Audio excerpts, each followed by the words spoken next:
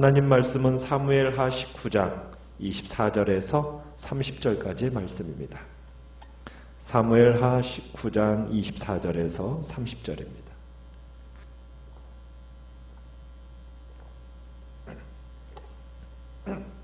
사무엘하 19장 24절입니다. 사울의 손자 무비보셋이 내려와 왕을 맞으니 그는 왕이 떠난 날부터 평안히 돌아오는 날까지 그의 발을 맵시내지 아니하며 그의 수염을 깎지 아니하며 옷을 빨지 아니하였더라.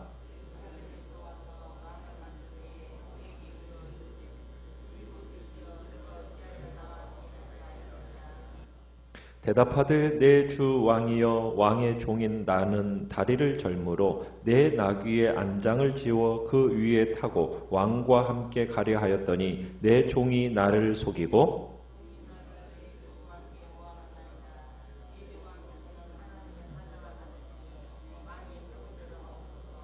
내 아버지의 온 집이 내 주 왕 앞에서는 다만 죽을 사람이 되지 아니하였나이까. 그러나 종을 왕의 상에서 음식 먹는 자 가운데 두셨사오니 내게 아직 무슨 공의가 있어서 다시 왕께 부르짖을 수 있사오리까 하니라.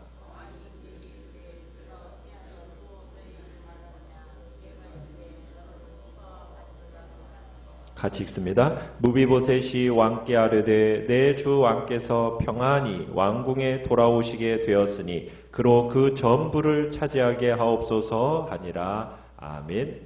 오늘 말씀의 제목은 무비보셋의 충정이라는 제목으로 말씀을 나눕니다. 다윗이 귀환하는 길에 두 번째로 영접하러 나온 사람은 무비보셋이었습니다. 어제는 게라 사람, 게라의 아들 시므이가 첫 번째로 나왔었는데, 이 무비보셋은 요나단의 아들이죠. 어떻게 보면 기회주의자였던 이 인물인 이 요나단의 종 시바에 의해서 일방적으로 이 무비보셋이 모함을 당하게 됩니다.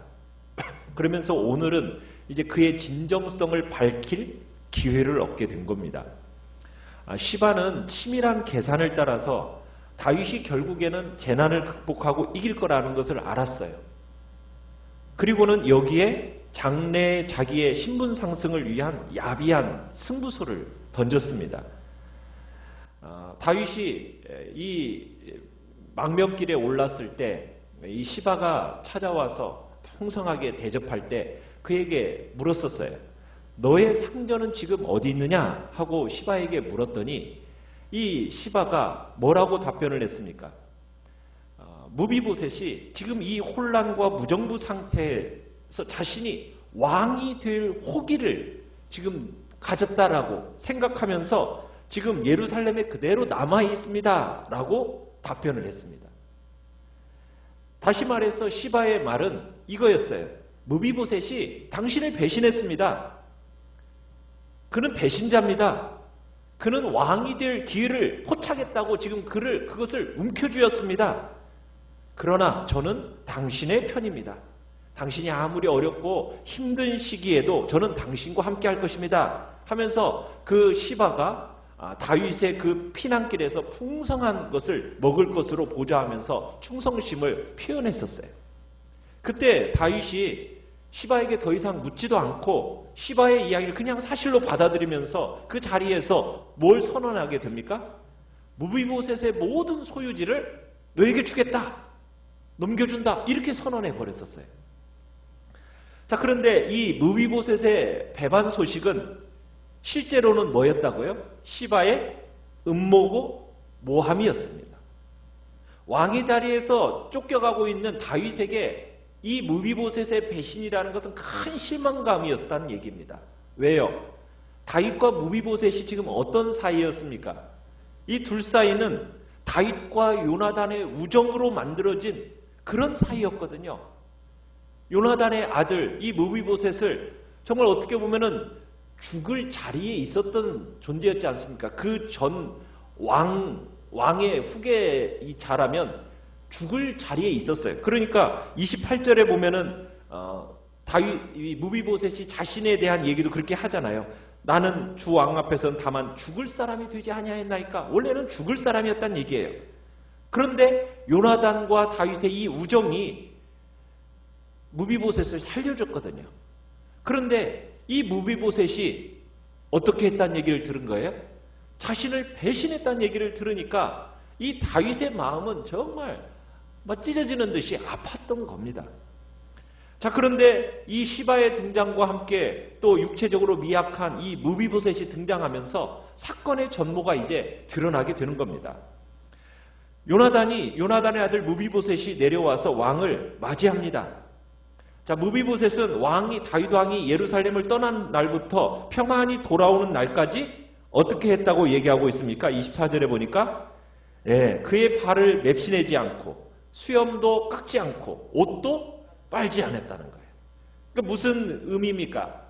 다윗의 그 고난에 무비보셋이 조금이라도 동참하겠다라는 그런 의미 속에서 자신을 치장하지 않았다라는 거예요. 그러니까 무비보셋의 이 행색이 그의 이야기가 진실하다라는 것을 확증해 주는 거죠. 수염도 깎지 않고 옷도 한 번도 갈아입지 않은 듯한 그 모습은 분명 다윗이 없는 동안 그 비탄 속에 지난 자의 어떤 행색이었다라는 것이 분명합니다. 그러니까 왕으로 옹립되기를 꿈꾸면서 지난 며칠 보낸 사람의 모습은 그런 행색은 아니었던 겁니다. 그러니까 이 사울의 손자 요나단의 아들 무비보셋이 지금 다윗이 귀환한다는 소식을 듣고 멀리 예루살렘에서부터 요단강까지 왔어요. 그것도 걸어서. 여러분 예루살렘에서 요단강까지의 거리가 30km입니다. 30km. 근데 무비보셋은 어떤 사람이에요? 두 다리가 저는 사람이에요. 불편한 사람이에요. 그런데 다윗을 맞이하기 위해서 30km 이상을 걸어서 왔다라는 것은 정말 그 누구보다도 많은 노력과 고생을 하면서 이곳까지 왔다라는 것을 보여주는 거죠. 그런데 다윗이 25절에 가보면 무비보셋을 향하여서 혐의 어린 목소리로 이렇게 따집니다. 무비보셋이여, 네가 어찌해서 나와 함께 가지 아니하느냐 하고 물었어요. 26절에서 무비보셋이 자신의 진실을 이야기합니다. 뭐라고요? 내 주 왕이여, 왕의 종인 나에는 다리를 절어서 내 나귀의 안장을 지워서 그 위에 타고 왕과 함께 가려고 했었어요. 그랬는데 내 종 이 시바라는 놈이 나를 속이고 종인 나를 내 주와 함께 모함했습니다. 그러니까 무비보셋은 자신도 다윗을 따라서 예루살렘을 떠날 준비를 했는데 시바가 자신을 배신하는 바람에 제대로 걷지 못하는 자기로서는 탈 것도 없이 못 따라가서 결국 꼼짝없이 그냥 예루살렘에 머물게 되었다라는 주장입니다. 만약 시바가 그렇게만 하지만 않았더라면 자신은 틀림없이 다윗과 함께 망명길에 올랐다라는 얘기죠. 자, 그러나 무비보셋은 모든 것을 다윗의 판단에 넘깁니다. 무비보셋은 사태가 자신에게 불리하게 돌아간다는 것을 어떻게 보면 순순히 받아들이고 아주 어떻게 보면 선량하고 유순하게 대답을 해요. 27절에서 28절까지 뭐라고 답변을 하고 있습니까? 내 주 왕께서는 하나님의 사자와 같으십니다. 왕의 처분대로 하십시오. 내 아버지의 온 집이 내 주 왕 앞에서는 다만 죽을 사람이 되지 아니하였었습니까? 그러나 종을 왕의 상에서 음식 먹는 자 가운데 두셨사오니 내게 아직 무슨 공의가 있어서 다시 왕께 부르질 수 있겠습니까? 그러니까 자신은 원래 사울 집안 사람으로 다 죽었을 때 자기도 죽은 목숨이나 다름이 없었는데 다윗 당신이 자비를 베풀어서 이 순간까지 살아왔으니 왕이 어떤 판단을 내리더라도 저는 결코 원망하지 않겠습니다 하면서 죽음을 각오한 겁니다. 그러니까 무비보셋은 자신에게 베풀어준 정말 다윗의 인애를 감사하면서 적극적으로 옹호하는 것을 단념해요. 자, 그렇다면 누구의 이야기가 진실입니까? 시바의 이야기가 진실입니까? 무비보셋의 이야기가 진실입니까? 이 이야기를 듣는 우리의 마음속에는 누구 편에 서게 돼요? 무비보셋의 편에 서게 되죠. 왜요? 무비보셋의 행색이 그의 이야기가 진실하다는 것을 확증해 주는 것처럼 보이잖아요. 수염도 깎지 않고 옷도 한 번도 갈아입지 않은 듯한 그런 옹색한 모습으로 딱 나타났을 때 다윗이 없는 동안 정말 비탄 속에 정말 지낸 자의 행색, 그게 분명해 보이잖아요. 그동안에 왕으로 내가 옹립될 거야 막 꿈꾸면서 그렇게 보낸 며칠의 행색이 아니잖아요. 모습으로나 보나 고백으로 보나 무비보셋이 진심이다라는 것이 드러나는 것처럼 보이지 않습니까? 결백한 것이 거의 확실해 보이잖아요. 만약 여러분 같으면 어떻게 할 것 같아요? 이런 경우에 삼자 대면하지 않겠습니까? 그죠? 증인 세우고 진위를 가려야 하지 않겠어요? 그러니까 다윗이 정말 무비보셋의 진실이라면 그렇게 이 말이 맞는지 시바에 맞는지 우리 삼자 대면 해보자. 뭐가 진짠가? 한번 증인까지 세워서 한번 얘기해보자. 이렇게 말해야 마땅할 것 같은데 다윗은 예상외로 그 다음에 보면 아주 냉정하게 반응을 합니다. 뭐라고 얘기냐면 29절 상반절에 왕이 그에게 이르되 네가 어찌하여서 또 내 일을 말하느냐. 이 말은 뭐냐면요. 더 이상 변명할 필요 없다. 왜 아직 더 말하려고 하느냐. 이런 의미입니다. 아니 무비보셋이 지금 어때요? 억울하잖아요. 그러면 억울함을 신원해 주는 것이 마땅한 것 같잖아요. 주인을 모함한 그 시바에 대해서 징계해야 마땅한 것 같지 않습니까? 그런데 도리어 29절에 가보십시오. 어떻게 하고 있어요? 너는 시바와 밭을 나누라. 시바에게 완전히 양도해줬던 그 무비보셋의 밭을 시바와 나누어 가지라고 지금 결정해버려요. 그러니까는 30절에 무비보셋이 이렇게 진심 어린 말로 합니다. 내 주 왕께서 평안히 왕궁에 돌아오시게 되었으니 그냥 시바로 하여금 그 전부를 차지하게 하옵소서. 자신은 밭에 아무런 욕심이 없습니다. 자신에게 중요한 것은 진실을 알아주는 것이다 라는 식으로 에둘러서 말합니다. 진심으로 다윗을 염려하는 사람이었다라는 것을 증명해주는 듯한 어떤 다윗 무비보셋의 강력한 마지막 말로 그냥 마무리가 돼요. 어떻게 보면 알듯말듯한 대화로 아무 결론도 없이 그냥 대화가 끝나버리죠. 성경은요, 이에 대한 판결을 의도적으로 보류하고 있습니다. 그러면서 다윗의 반응을 강조하고 있어요. 무슨 얘기를 하려는 걸까요? 시바의 고소를 처음 들었을 때 다윗은 또 무비보셋의 고발을 그 시바의 이야기를 그냥 그대로 다 믿어버려요. 하지만 이제 무비보셋의 이야기도 듣게 되니까 그 이야기가 하나는 진실이 아니라는 것을 분명히 알게 됐어요. 그러면은 우리는 시시비비를 따지고 분명하게 진위를 가려서 누구의 말이 진실인가 이걸 따지려고 하는 것이 우리의 어떻게 우리의 마음속에 맞는 이야기인 것 같은데 그렇게 하질 않아요. 대질신문도 안 해요.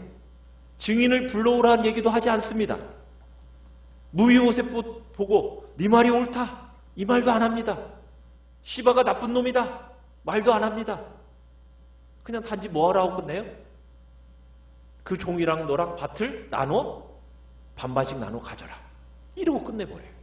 참 좀 무성의해 보이죠? 인간적으로.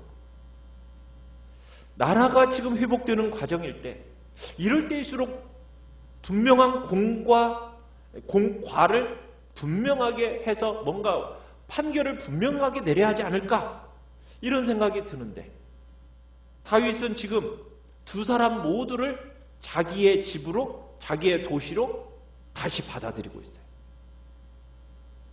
시바와 무비보셋이 동시에 똑같이 예루살렘으로 돌아오는 것을 수락하고 있어요. 여기에서 우리는 다윗의 사랑의 폭을 보게 되는 거예요. 다윗의 사랑의 폭이 굉장히 넓은 것을 충분히 크고 넓어졌다는 것을 보게 되는 겁니다. 배신, 무책임, 거짓말과 위선 이것까지도 품을 정도로 충분히 크고 넓어진 다윗의 넉넉한 마음과 여유와 사랑을 보게 된다는 거예요. 이 세상의 교회는요, 완전하지 않아요. 교회는 완전한 사람들만의 공동체가 아닙니다. 교회 안에도 거짓이 있고 배신이 있고 위선이 있고 무책임이 있어요. 그러나 그런 것들을 하나하나 다 가려내면서 그것들을 분별해내서 잘라내고 쫓아내고 그런 곳은 교회 공동체가 아니라는 거예요. 다 모아들이는 거죠. 하나님의 나라는 마치 뭐와 같다고 얘기했냐면 그물, 바닷속에 그물을 탁 쳐놓고서는 좋은 거, 나쁜 거 한꺼번에 싹 모아들이는 그물과 같다고 얘기해요. 판단은 누가 하십니까? 마지막 순간에 하나님이 판단하시는 거예요. 다윗은 바로 그런 독특한 특징과 복음적인 예시를 우리에게 보여주고 있는 거예요. 다윗이 권력의 자리에 있을 때 무비보셋을 찾아냈죠. 권력을 이용해서 사랑을 베풀었습니다. 언약을 지키기 위해서 무비보셋에게 관대한 사랑을 베풀었습니다. 정말 다윗이 자신이 정말 하나님께로부터 받은 그 똑같은 사랑으로 그 무비보셋을 대했습니다. 그러니까 자신을 구원해 주시고 인도해 주신 그 사랑으로 무비보셋을 대한 겁니다. 그런데 자기가 또 이 무비보셋에게 어떻게 되었다라는 것을 느끼는 거예요. 그렇게 사랑을 베풀었는데 이 시바로부터 배신했습니다라는 말을 들었어요. 최악의 거절과 배신을 그 심령 속에 경험한 겁니다. 아들로부터도 배신당했는데 무비보셋 정도도 배신하지 않겠는가? 이것에 대한 마음을 다윗은 가졌던 거예요. 믿었던 친구로부터도 버림받았는데 그러면서 너무나 많은 며칠 동안 많은 변절, 많은 배신을 당했어요. 친아들, 무비보셋, 친구 다 배신하는 그런 시간 속에 다윗은 그 마음 속에 그 배신을 더 이상 배신으로 여기면서 삼지 않겠다라는 그 마음의 결단을 하게 된 거예요. 더 알려고도 하지 않는 거예요. 그냥 그 사람의 무비보셋의 말을 액면 그대로 받아들이고 무비보셋을 끝까지 믿어주는 겁니다. 사랑을 하되 끝까지 사랑하는 거죠. 교회는 바로 그런 것을 요구받는 공동체인 거죠. 다윗의 사랑이라는 것은 배신과 무책임, 어떻게 보면 거짓말과 위선을 포용할 만큼 정말 넉넉하고 넓어진 그런 크고 넓은 마음이요 사랑의 마음으로 커져간 다윗을 우리가 보게 된다는 얘기입니다. 그 사랑은 어디에 버팀대를 두고 있습니까? 언약이라는 강철 같은 버팀대에 딱 서서 언제나 견고하고 한결같이 헌신적이고 지켜주는 그런 사랑으로 다윗의 마음이 그만큼 넓어지게 된 거죠.